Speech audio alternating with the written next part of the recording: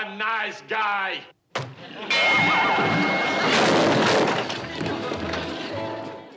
Did you know?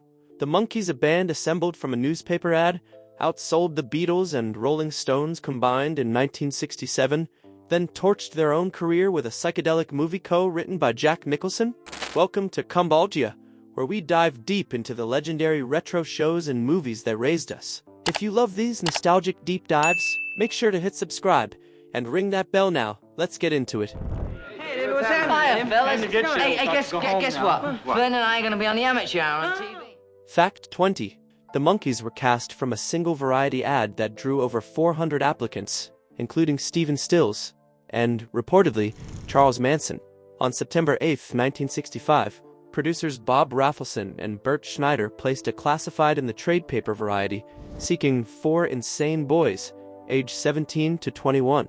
The wording was deliberately absurd, meant to attract offbeat, counterculture types. Future rock icon Stephen Stills, then already performing with Buffalo, Springfield auditioned, but was rejected for his receding hairline and crooked teeth. A casting assistant later recalled that Stills seemed too serious and not zany enough. Stills, however, turned the rejection into a gift. He told the producers about his roommate, a brilliant but struggling folk musician named Peter Thorkelson, who was washing dishes at a Greenwich Village cafe. Thorkelson, soon to be Peter Tork, charmed the producers instantly with his bohemian goofiness and instrumental virtuosity. Meanwhile, another auditionee, a young drifter named Charles Manson, briefly tried out during a stop in Hollywood. Manson's musical career never took off, but the chilling near miss haunted the band's lore for decades. The final lineup, Mickey Dolenz, Davy Jones, Peter Tork, and Mike Nesmith, was assembled from wildly different backgrounds, creating an improbable chemistry that would define the show.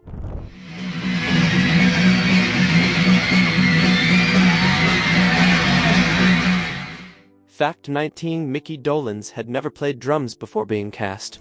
Dolenz was already a seasoned child actor, starring in the series Circus Boy under the name Mickey Braddock. When the producers decided the fictional band needed a drummer, they chose Dolenz for his natural rhythm and manic energy. He was handed a kit and taught the basics in a frantic 2-week crash course. Dolenz later admitted he couldn't even keep a steady beat at first, and his early rehearsals were so chaotic that session musicians were secretly used for the debut album. But by the time of the band's Rebellion album Headquarters, he was playing all the drum parts himself, raw, imperfect, but fiercely proud. He remained the Monkees' primary drummer for decades of reunion tours, transforming from a pretend musician into a genuinely skilled performer. Peter, you and Davey, get Dr. Man in the closet and put the horse costume back on. Yeah. Fact 18. Davy Jones was a Broadway star and a jockey before he became the cute one. Jones had already performed as the Artful Dodger in the London and Broadway productions of Oliver, earning a Tony nomination as a child. He also pursued a career in horse racing, becoming a licensed jockey in England before his acting career took over. This unusual background gave him a theatrical polish and a deep-seated resilience that the cameras never captured. Behind his sunny smile, Jones carried a private grief. His mother had died of emphysema when he was 14, and he saw the Monkees as a substitute family. His vulnerability, hidden beneath the stage charm, gave the band an aching human heart. Your son somewhere before. Oh, no, impossible. No, he's never permitted to cross the streets. Fact 17. The show's editing was so radical that French film critics compared it to Godard. Bob Rafelson and James Frawley, the series' primary directors, were film school renegades who'd studied the French New Wave. They peppered episodes with rapid jump cuts, speed ramps, fourth wall breaking asides, and psychedelic color filters, techniques almost unheard of on American network television in 1966. The romp sequences, where the band members chased each other through parks and beaches set to their latest single, functioned as proto-music videos, predating MTV by 15 years. French journal Cahiers du Cinéma praised the show's anarchic visual style, and Rafelson later used the same techniques in his art house masterpiece 5 Easy Pieces. The Monkees, often dismissed as bubblegum, were actually the Trojan horse that smuggled avant-garde filmmaking into millions of living rooms. Yes, that's right. And if I don't appear this evening at the ball, they're going to know all about your scheme. I don't think you're telling me. Fact 16. The Monkees won the Emmy for Outstanding Comedy Series in 1967, and it wasn't even close. At the 19th Primetime Emmy Awards, the Monkees beat out heavily favored contenders like The Andy Griffith Show and Get Smart. The win shocked the industry, but it validated what die-hard fans already sensed: the show was a revolutionary comedic experiment. The Emmy sits alongside the band's gold records, a quiet reminder that the Prefab Four were legitimate television groundbreakers, not just a fad. Here. You got the gun, use it! Go shoot! Fact 15: the theme song was almost a breezy bossa nova. Songwriting duo Tommy Boyce and Bobby Hart originally wrote "Theme from the Monkees" as a slower, jazzier tune with a heavy Latin groove. The opening line was, "We're just four guys from nowhere. We're nobody's fools." When they played the demo for the producers, the room fell silent. The tempo felt too sleepy for a rock and roll comedy. Over a frantic weekend, Boyce and Hart cranked up the beat, added a Motown backbeat, and sharpened the lyrics into the iconic shout-along chorus. Session guitarist Glenn Campbell, a studio ace before his solo fame, played the jangling guitar line. The final version became an instant earworm, and the original bossa nova demo remains locked in a vault, a ghost of the hit that almost wasn't.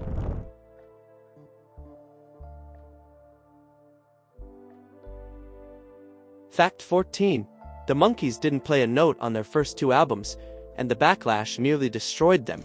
The band's debut, The Monkees, and its follow-up, More of the Monkees, were recorded almost entirely by the Wrecking Crew, the same LA session monsters who played on the Beach, Boys' Pet Sounds, and countless Phil Spector productions. The four actors were only permitted to sing, and even then, their vocals were often sweetened with studio ringers. When the press broke the story, the band was pilloried as plastic and the Prefab Four.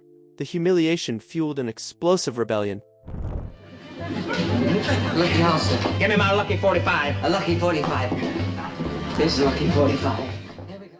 The Fact 13: Mike Nesmith's mother invented liquid paper, and her fortune bankrolled the band's revolution. Bette Nesmith Graham was a Dallas secretary who, in 1951, mixed white tempera paint in her kitchen to cover typing mistakes. Her invention, liquid paper, eventually sold to Gillette for $47.5 million. During the Monkees years, the company was already profitable, giving Nesmith a financial independence his bandmates lacked. At a legendary meeting with music supervisor Don Kirshner, Nesmith warned, "You could have been the guy who got his face punched, then drove his fist through the wall." The producers later kept "Hole Unrepaired" as a badge of honor. The band then publicly fired Kirshner on live television and seized creative control. Boss, one of them monkeys is snooping around. Fact 12: their first self-played album, Headquarters, was recorded in a 3-week, coffee-fueled fever. Locked in RCA studios in early 1967, the four men wrote and performed every instrument: Dolenz on drums, Torque on keyboards, Jones on tambourine, Nesmith on guitar, surviving on coffee, adrenaline, and takeout sandwiches. Tempers flared Nesmith, and Dolenz clashed over arrangements, while Jones retreated into quiet frustration. But the chaos birthed a raw, joyous masterpiece that sold over 1 million copies in its first month. Critic Lester Bangs later called it one of the most exuberant rock records ever made, and its hurried, homemade quality remains its greatest charm. What's the matter this time? All you have to do is copy a little painting. Fact 11: the Monkees were the first pop group to use a Moog synthesizer on a commercial record ahead of the Beatles. For the album Pisces, Aquarius, Capricorn, and Jones-Litted, Mickey Dolenz borrowed a Moog directly from its inventor, Robert Moog, and played the swirling, otherworldly sounds on the track. Daily Nightly. The song's psychedelic imagery of neon lights and altered perception matched the new electronic textures perfectly. The Beatles wouldn't use a Moog until Abbey Road in 1969. The Monkees got there first, pushing pop music into uncharted sonic territory, while most critics still dismissed them as a joke.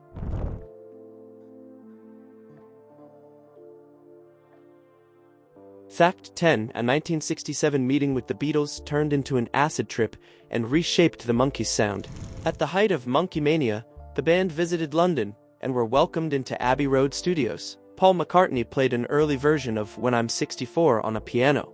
John Lennon, a vocal fan of the show, joked with them about fame.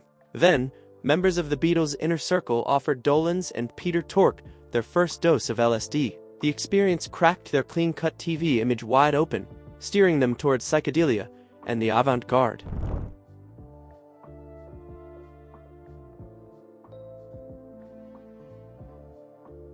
Fact 9. The song Randy Scouse Git is a direct diary of that Beatles meeting, and it was banned from British radio. Mickey Dolenz wrote the track, title and all, from British slang he'd heard on the BBC during the trip. The lyrics name check the four kings of MI sitting on the floor, and describe the disorientation of fame and acid in vivid stream of consciousness detail. The BBC deemed the title too vulgar for airplay, so the song was released in the UK under the sanitized name alternate title. It remains one of the most personal and unvarnished tracks in the Monkees catalog.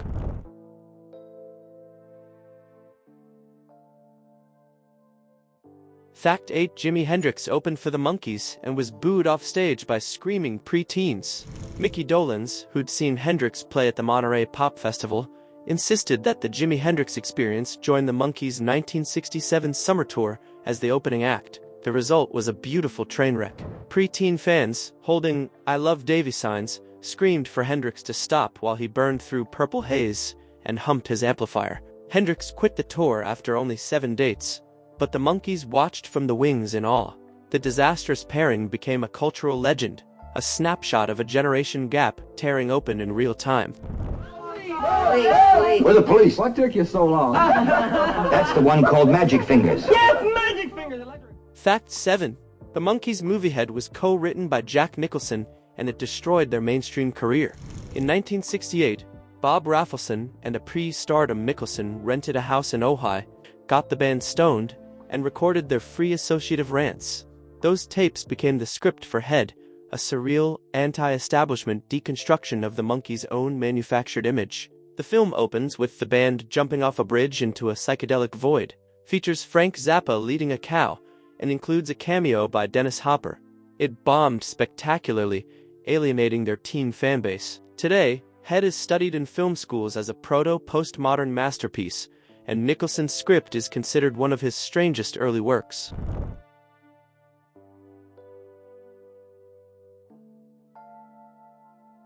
Fact 6. An anti-war song the Monkees recorded, Zor and Zam, was banned from their own television show. Written by Bill and John Chadwick, the track was a sitar-drenched protest about two kings preparing a battle nobody wanted. The band recorded a haunting version for their album The Birds, the Bees, and the Monkees, intending to use it in an episode. NBC censors rejected its political content, and the song was buried. Decades later, it surfaced as a reminder that beneath the bubblegum, the Monkees were quietly seething about Vietnam. No one told me about those stuff about those fights being fixed, man. Yeah, well, that's okay. You know, there's more than one way to skin a chimp. Yep. Fact 5. In 1967, the Monkees outsold the Beatles and Rolling Stones combined. That single year, they moved over 35 million records. Their albums sat at #1 on the Billboard charts for weeks at a time, and I'm a Believer held the top spot for 7 weeks, knocking the Beatles' Penny Lane to #2. The Beatles themselves sent a congratulatory telegram. The statistic remains staggering. A manufactured TV band had, for one bright moment, conquered the architects of rock itself.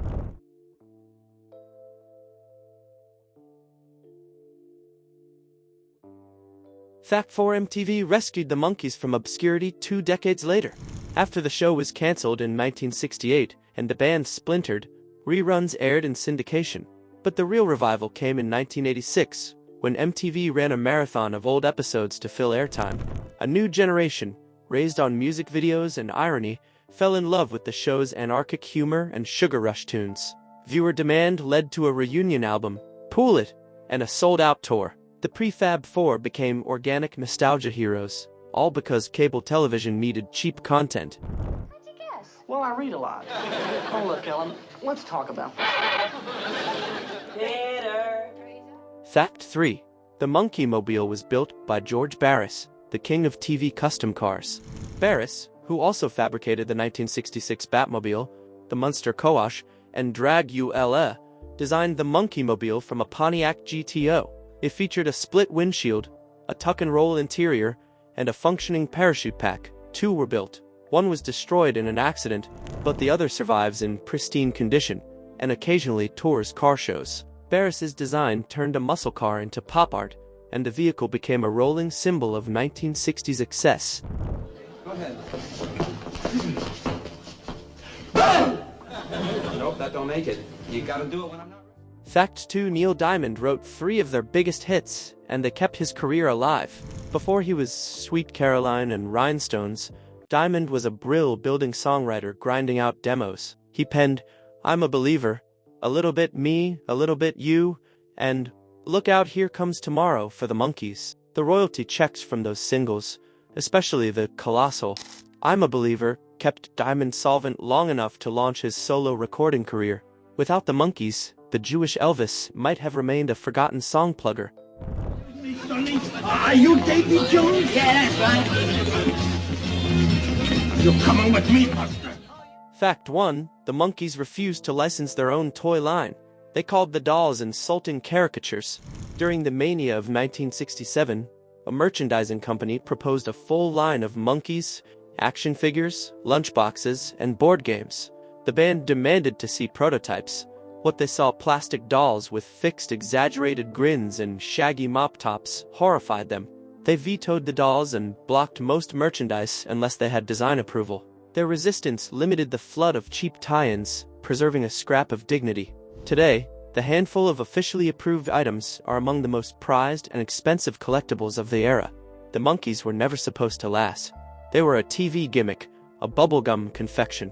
But they fought, they learned, they rebelled, and they made something real: messy, joyful albums and a strange, brilliant film that dared to dismantle their own myth. They proved that even a manufactured dream can wake up and bite the hand that feeds it.